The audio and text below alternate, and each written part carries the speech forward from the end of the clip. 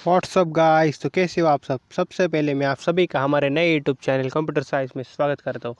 अब तक इस सी लैंग्वेज के ट्यूटोरियल में हमने हमारा पहला चैप्टर ख़त्म कर दिया है और आज हम नेक्स्ट चैप्टर की ओर जा रहे हैं जिसका नाम है कंट्रोल स्ट्रक्चर।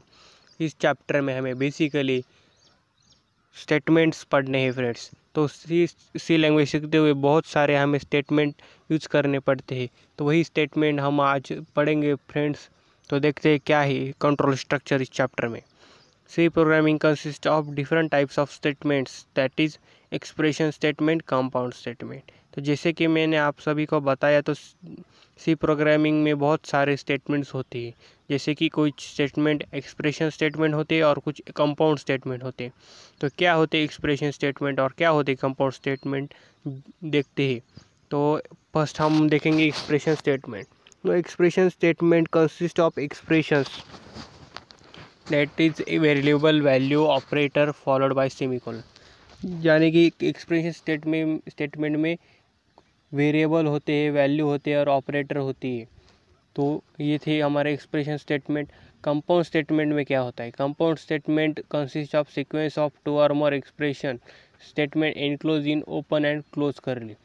तो कंपाउंड स्टेटमेंट जो होते हैं वो फ्रेंड्स होते हैं, कंपाउंड स्टेटमेंट होते हैं हमारे दो या उससे ज़्यादा जो एक्सप्रेशन जहाँ पर एक होते हैं वहाँ उसको कंपाउंड स्टेटमेंट कहा जाता है। और वो ख़त्म होते हैं सेमीकोलन से। मतलब जहाँ भी दो या उससे ज़्यादा एक्सप्रेशन आ जाए और वो ओपन और क्लोज करली में इनक्लोज किए हो, तो वहाँ पर कंपाउंड स्टेटमेंट बन जाता है। तो हमें एक्सप्रेशन स्टेटमेंट की और ज़्यादा जाना नहीं, कंपाउंड स्टेटमेंट में ही देखने। नेक्स्ट हमारा टॉपिक है फ्रेंड्स कंट्रोल स्टेटमेंट और स्ट्रक्चर। तो कंट्रोल स्टेटमेंट और स्ट्रक्चर ये मेन पार्ट है हमारा कंट्रोल स्ट्रक्चर चैप्टर का। तो देखते हैं क्या है। It unable to specify the flow of program, control the order in which instruction program must be executable to make possible decision to perform task। तो कंट्रोल स्टेटमेंट होता क्या? कंट्रोल स्टेटमेंट, तो कंट्रोल इस वर्ड से हमें पता चलता है कि इसमें कुछ ना कुछ कंट्रोल करना है। कंट्रोल करना है स्टेटमेंट्स को। तो स्टेटमेंट्स को कंट्रोल करना जहाँ होता है उसको कंट्रोल स्टेटमेंट या स्ट्रक्चर कहा जाता है। मतलब कि सी प्रोग्रामिंग में हमें बहुत सारे स्टेटमेंट होते हैं और उनका डिसीजन होता है, वो कंट्रोल करना पड़ता है, उस एक्सप्रेशन को हमें कंट्रोल करना पड़ता है। तो इसीलिए हम कंट्रोल स्टेटमेंट पढ़ेंगे friends. There are 4 types of control statement in C programming. तो सी प्रोग्रामिंग ये जो कंट्रोल करने वाले स्टेटमेंट्स होते हैं वो 4 प्रकार के होते हैं। तो देखते हैं कौन से हैं। तो सबसे पहला हमारा जो है वो है डिसीजन मेकिंग स्टेटमेंट। उसके बाद है इटरेशन स्टेटमेंट और लूपिंग स्ट्रक्चर। उसके बाद है जंपिंग स्टेटमेंट। उसके बाद है लॉजिकल कंडीशन स्टेटमेंट। तो इनको हम एक एक करके पढ़ेंगे फ्रेंड्स। तो फर्स्ट हम पढ़ेंगे decision making statement. Decision making statement हमें वर्ड से ही पता चल जाता है कि उसमें कुछ ना कुछ डिसीजन होगा और उस डिसीजन को तैयार करने के लिए हमें जो स्ट्रक्चर बनाना पड़ेगा, जो एक्सप्रेशन या स्टेटमेंट बनाना पड़ेगा, वहाँ पर हम डिसीजन मेकिंग स्टेटमेंट यूज़ करेंगे।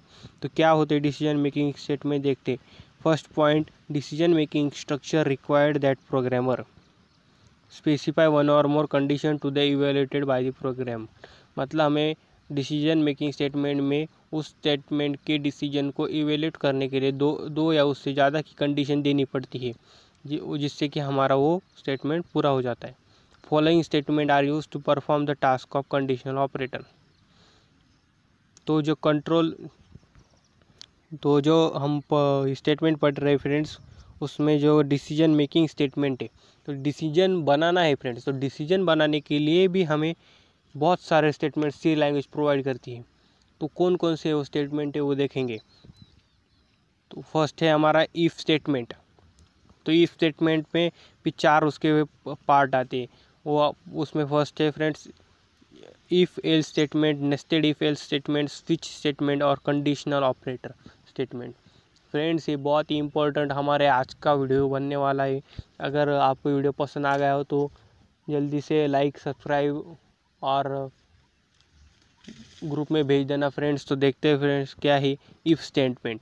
If statement is most simple decision making statement. If statement is ये किसी भी एग्ज़ाम के पॉइंट ऑफ व्यू से अगर देखा जाए तो बहुत ही इम्पोर्टेंट है। अगर आप किसी एग्ज़ाम की तैयारी कर रहे हो तो उसके पॉइंट ऑफ व्यू से इफ़ स्टेटमेंट ये इम्पोर्टेंट क्वेश्चन माना जा सकता है। If statement is most simple decision making statement. किसी भी स्टेटमेंट का अगर डिसीजन हमें वहाँ पर बनाना हो तो वहाँ पर हम इफ़ स्टेटमेंट का यूज़ कर सकते हैं, जो कि बहुत ही आसान भी होता है। और उसका आगे का पॉइंट है, it is use to decide whether a certain statement और block of statement will be executable और नॉट। मतलब अगर हमें कोई ब्लॉक दिया जाए, मतलब कोई ब्लॉक हो, उसमें 2 और 3 स्टेटमेंट हो, तो 2 और 3 में से कोई एक ही एग्जीक्यूट करना हो तो वहाँ पर हम इफ स्टेटमेंट यूज़ करेंगे। मतलब वहाँ पर एक ही स्टेटमेंट एग्जीक्यूट होगा और बाकी के स्किप किए जाएंगे। If given condition is true then it will be executable और block of statement, otherwise it will be skip. तो जैसे कि मैंने कहा, जो स्टेटमेंट एग्जीक्यूटेबल करने के लायक होगा वो एग्जीक्यूट हो जाएगा और जो दूसरा होगा वो वहाँ पर स्किप किया जाएगा। और उसका सिंटैक्स मतलब क्या है, सिंटैक्स क्या होता है? सिंटैक्स मतलब फॉर्मूला होता है जो कि हम यूज़ करने वाले हैं। तो उसका सिंटैक्स है इफ़ इन ब्रैकेट कंडीशन, मतलब इफ़ का हमारा स्टेटमेंट इसीलिए इफ़, उसके बाद उसमें जो कंडीशन दी जाएगी वो कंडीशन, और उसके बाद ओपन करली में स्टेटमेंट या स्टेटमेंट सेमीकोलन और वो करली क्लोज। तो ये होगा हमारा इफ़ स्टेटमेंट। अगर आसान भाषा में आपको बताई जाए तो इफ़ स्टेटमेंट जहाँ पर भी हमें 2 या उससे ज़्यादा के स्टेटमेंट यूज़ करने हो, वहाँ पर हमें एक स्टेटमेंट एग्जीक्यूटेबल करना हो या वो दिखाना हो और दूसरा को स्किप करना हो तो वहाँ पर हम इफ़ स्टेटमेंट का यूज़ करेंगे। इफ़ स्टेटमेंट एक आसान माना जाता है और एग्ज़ाम के तौर से भी वो बहुत ही इम्पोर्टेंट पॉइंट है। Condition is made by using values variable और एक्सेट्रा। तो इसमें जो कंडीशन मैंने आपको सिंटेक्स में बताई वो जो बनाती है वो ये कोई तो वैल्यू से बन जाती है या वेरिएबल से या ऑपरेटर से। अगर एग्जांपल के तौर में अगर मैं आपको बता जाऊँ जिसकी वजह से आपको आसान हो समझने के लिए, मानो ए की वैल्यू 2 दी है और बी की वैल्यू 5 दी है, तो आपको कंडीशन बनाने की इन दोनों में से बड़ा कौन है, ग्रेटर कौन है और लेस कौन है। अगर आपको बनाना है तो आप बनाएंगे कैसे? तो आप पहले इफ़ लिखेंगे, उसके बाद ब्रैकेट में ए ग्रेटर देन बी, और वो आपकी कंडीशन बन जाएगी इफ स्टेटमेंट के लिए। तो जो भी ग्रेटर होगा वो वहाँ पर प्रिंट होगा, जो नहीं होगा वो स्किप हो जाए। अब इसमें से जो बड़ा होगा वो वहाँ पर प्रिंट हो जाएगा और दूसरा है वहाँ पर स्किप हो जाएगा। तो ये था आसान सा टॉपिक इफ़ का। उसके बाद फ्रेंड्स नेक्स्ट हमारा स्टेटमेंट का टाइप है इफ़ एल्स स्टेटमेंट्स। अब तक हमने जो इफ़ स्टेटमेंट देखा वहाँ पर हमें एक ही स्टेटमेंट एग्जीक्यूट करना था और दूसरा स्किप करना था। इफ़ एल्स में वैसे नहीं होता, यहाँ पर हमें 2-3 स्टेटमेंट्स या उससे ज़्यादा के स्टेटमेंट चेक करने होते हैं, मतलब एक नहीं तो दूसरा। इफ़ एल्स उसका मतलब ही वो एक होता है, इफ़ अगर है ये नहीं तो दूसरा। तो देखते इफ़ एल्स स्टेटमेंट में हमारा first point, the if else statement is use to execute the either of 2 statement depending upon the value of condition. The if else statement provides 2 alternatives. If else statement हमें 2 alternative देता है, ये नहीं तो ये, दोनों में से कोई तो एक हमें एग्जीक्यूट करना पड़ता है, वो हमारे वैल्यू की कंडीशन की वैल्यू पर डिपेंड करता है। If condition is true the statement और statement will be execute, otherwise statement second will be execute. हमने इसके पहले जो इफ़ का स्टेटमेंट देखा था फ्रेंड्स, उसमें एक प्रिंट होता था और एक स्किप होता था, मगर यहाँ पर ऐसा नहीं होता। यहाँ पर एक तो स्टेटमेंट फर्स्ट एग्जीक्यूट होगा, या उसकी जगह अगर वो नहीं एग्जीक्यूट होता, वो कंडीशन को नहीं मैच कर पाता, तो उसकी जगह पर दूसरा स्टेटमेंट एग्जीक्यूट हो जाएगा, मतलब स्किप नहीं होगा। तो यही हमारा काम था इफ़ एल्स स्टेटमेंट का। इसका सिंटैक्स देखते हैं। इसका सिंटैक्स से फ्रेंड्स इफ़, उसके बाद करली सर्कुलर ब्रैकेट में कंडीशन, उसके बाद ओपन स्टेटमेंट, ओपन कर ली उसमें स्टेटमेंट, क्लोज कर ली उसके बाद एल्स, उसके बाद सेकंड स्टेटमेंट वही ओपन क्लोज कर ली में, और हमारा सिंटैक्स ख़त्म। इसका अगर एग्जांपल बताऊँ, हमने वैल्यू डिक्लेयर की ए की 30 और बी की 2, और अब हमें देखना है कि इसमें से बड़ा कौन सा है। तो हम उसको कैसे दिखाएंगे? If A greater than B, उसके बाद print F A is largest, else ये नहीं तो print A B is largest, मतलब अगर ए बड़ा हो तो ए की वैल्यू प्रिंट कर दो, अगर ए नहीं बड़ा है तो बी बड़ा है ये दिखा दो। तो यही था हमारा इफ एल्स स्टेटमेंट। उसके बाद हमारा नेक्स्ट स्टेटमेंट का पॉइंट है nested if else statement. Nested if else statement का वर्ड से ही पता चल जाता है कि क्या होगा इसमें। नेस्टेड, नेस्टेड का मतलब होता है मिक्स, मतलब दो, जहाँ पर मिक्स हो दो और जब उससे ज़्यादा स्टेटमेंट मिक्स होते हो वहाँ पर nested if else statement use किया जाता है। देखते क्या है nested if else statement. When series of decision is required nested if else is use, मतलब जहाँ पर भी हमें स्टेटमेंट की एक सीरीज देखनी हो, चेक करनी हो, यहाँ पर बहुत सारे स्टेटमेंट मिलते हो, वहाँ पर nested if else statement use किया जाता है।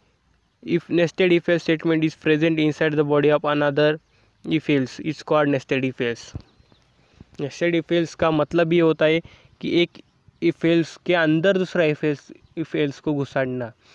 हमने अभी आगे इसके पहले का टॉपिक if else देखा था, ये भी if else ही है, मतलब पर नेस्टेड है, मतलब ही किसी और if else के स्टेटमेंट में के अंदर घुसे लगाए है।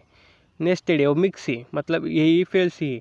तो इसका सिंटेक्स अगर देखा जाए तो वो है फ्रेंड्स इफ़ कंडीशन, उसके बाद करली इफ़ कंडीशन, मतलब है पहले इफ़ कंडीशन के बीच में दूसरा इफ एल्स को डाल दिया जाए, उसके बाद स्टेटमेंट, उसके बाद फिर एल्स स्टेटमेंट, एल्स स्टेटमेंट्स, इस तरह ये एग्जीक्यूट होता फ्रेंड्स। इसका एग्जांपल देखा जाए तो बहुत ही सिंपल इसके एग्जांपल से फ्रेंड्स। तो आज हमने 3 स्टेटमेंट पढ़े, if statement, if else statement और नेस्टेड इफ एल्स स्टेटमेंट। आशा करता हूँ आपको पसंद आ गया वीडियो। तो आज के लिए बस इतना ही। अगर वीडियो पसंद आ गया होगा तो चैनल को सब्सक्राइब और वीडियो को लाइक मार देना फ्रेंड्स, और शेयर करना मत भूलना। Thank you for watching.